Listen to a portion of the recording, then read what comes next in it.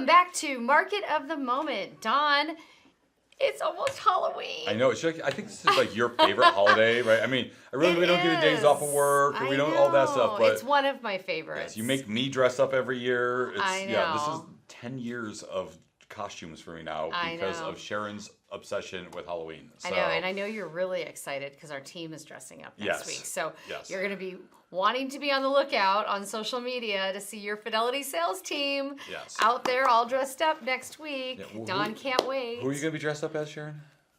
You want me to tell? I don't know. I'm just asking you. We haven't talked about this. Might be J-Lo. She might be J-Lo. Nice. Nice. Damn. Give it away. Who are you? I'm going to be Slash from Guns N' Roses. Woo! So, yes, I'm actually have hair for a change. It's going to be the rocker sales team out there. So look out. I just gave it away, but it's only like right before the week, so it's okay. Yeah, exactly. All right. So. Well, in case you didn't catch it, the last, how many episodes this year, I'm Sharon Terhune. I'm the Vice President and Sales Manager for Fidelity National Title, joined here with Mr. Don Tchaikovsky, our channel of sales at Fidelity, and we bring Market of the Moment to you every single week and always have amazing guests with us.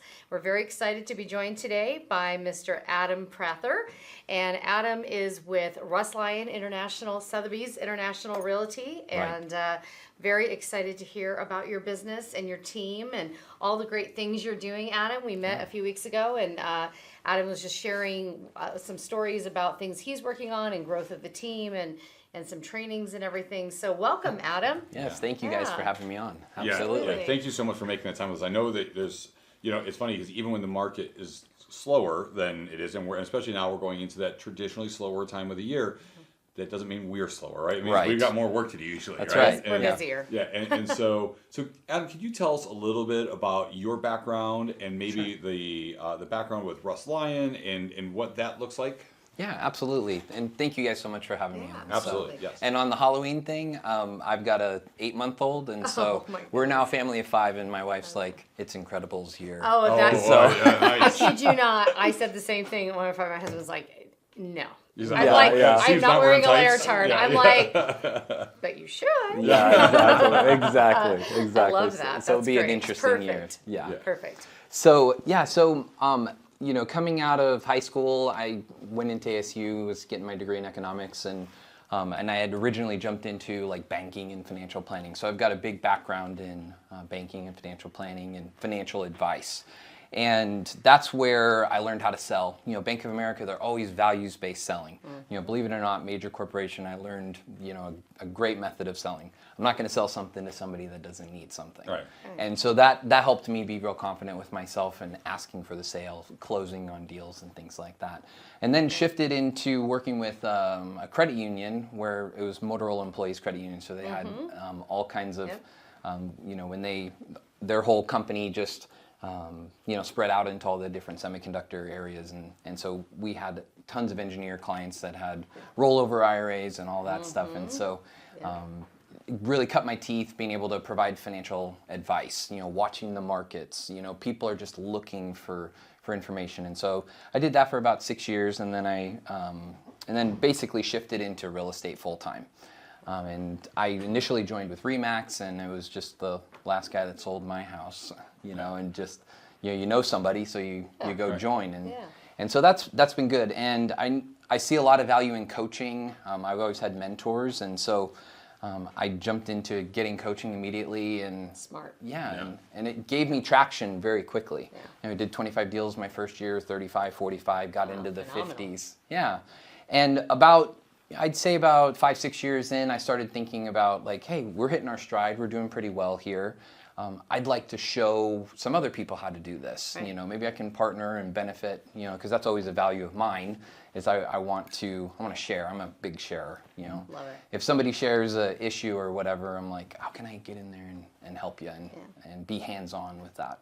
And so that just started scratching the coaching itch for me, and I brought a couple people on, and they've done really well, and basically just attached them at my hip and showed them everything that we did. So great. From prospecting to open houses to practicing appointments and all of those sales conversations that we need to have. And those guys, they all, and nobody that's worked with me has really ever made less than $100,000 their first year. And so We try to be really targeted to make sure that we're making money. We're doing activities that actually translate into dollars. Because you could listen to 100 of these podcasts, right, and they're sharing all the different ideas, but like how much of it converts? right. Yeah. Or are you implementing? Because you can go listen to anybody. You can go to every motivational conference and everything. If you're not actually taking what they're saying and at least pulling some nuggets out of it and doing it, Right. it doesn't really matter. Well, and I think that's such a big challenge in the industry as a whole, right? You can go to classes, you can go to all these events constantly, right? You can keep yourself busy, full-time job, just going to the things and listening to people. But what do you take out and do afterwards, right? That's what it's right. So how do you now, you listen to that podcast, go to that event, go to that training, what do you do now to go and implement it, right?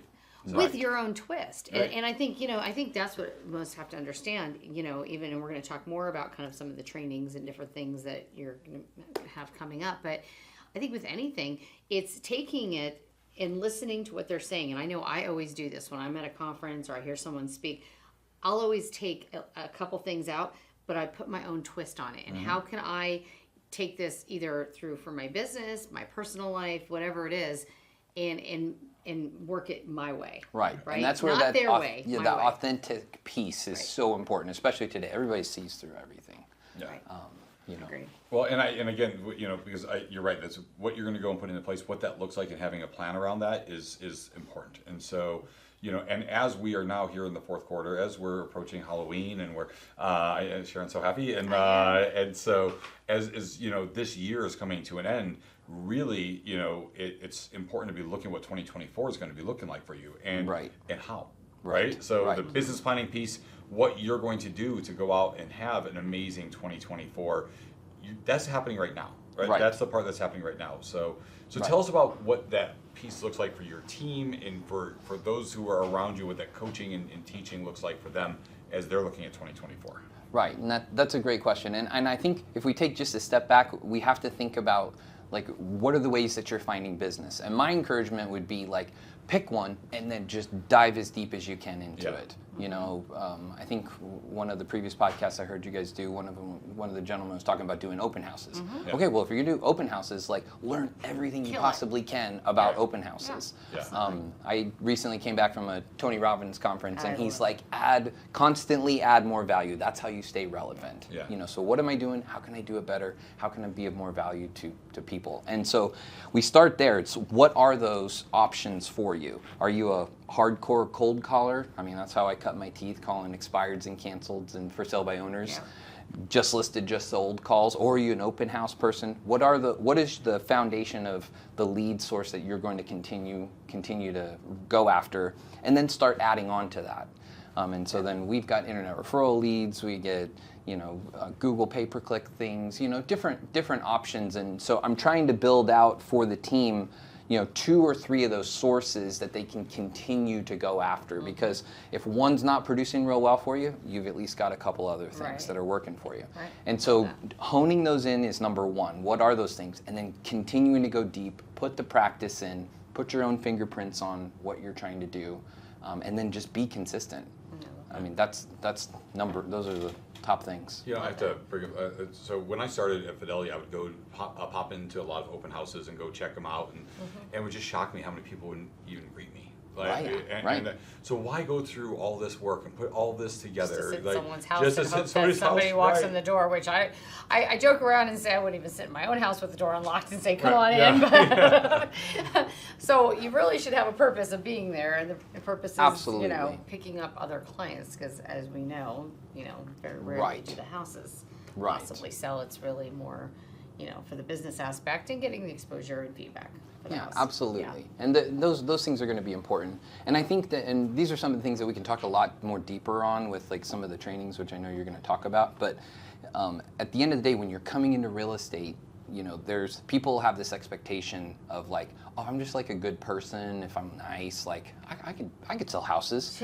But when it comes to it, we're in a tough market. We've had, I think I heard, almost a third of agents are out of the business. So when a seller or a buyer, that's probably good news. So when a seller or a buyer is coming in and they're looking for a home, they want an agent that knows what they're doing.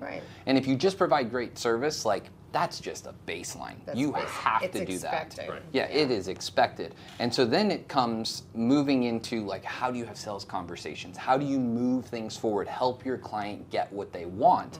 And then the last piece is really developing out an advisory relationship with the client. Like, do you have trust with the client? Are you just pushing a product? Are you just trying to get their price as low as possible? And they see through all of those things. So can we have conversations that are also advisory? And that's where I think a lot of the background and the history and the coaching that I've had has come to bear and allowed our team to have the success that it's had. That's phenomenal. And I know you're going to come back next week and we're talk a little bit more in depth about some of the trainings and things Sure. that you provide and the things that you've got coming up. But can you just kind of give us like a kind of overview of what that kind of looks like? We only have a couple more minutes, but Sure. if we could kind of have an understanding of what that looks like and then how people can get a hold of you. Yeah, absolutely.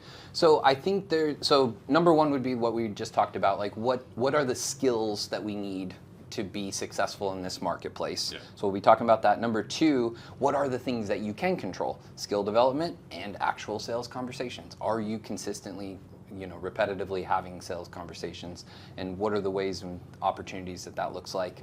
And then also when it comes to like, I'm a pretty tech savvy guy, and I follow a lot of technology, and we all know AI is out there right now, and there's all kinds of CRMs, and you could go out and choose a lot. And so just providing some guidance there, because you do need automations. You have a lead that comes into your system, to convert them, you need to be touching them within about, very short amount of time, and like almost 27 touches, within like the first couple days. So how do you do that? How do you put all of that together? That's what I'm excited to share. Yeah. Yeah. Right? Well, and I think that's great though. I think though that's where, and we talked about this the last few weeks with Dave on, and we're going to be talking about this more with you next week, about the reality of when people come out of real estate school, that doesn't necessarily prepare you to go and develop a business, right? That prepares you on contract writing and some of the basics understandings around the laws around real estate. But it does not help you design a business and design a sales process.